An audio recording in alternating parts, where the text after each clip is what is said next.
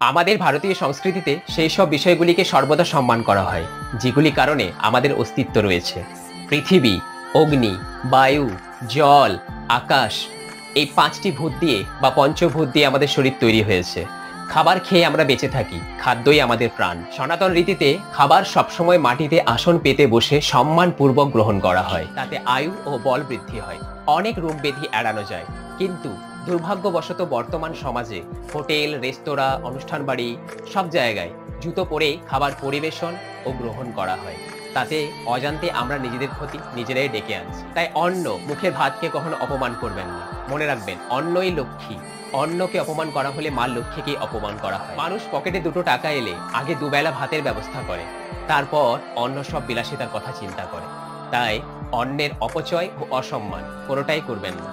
দেখবেন আপনার চালের হাঁড়ি কোনোদিনও খালি হবে না। হরে কৃষ্ণ।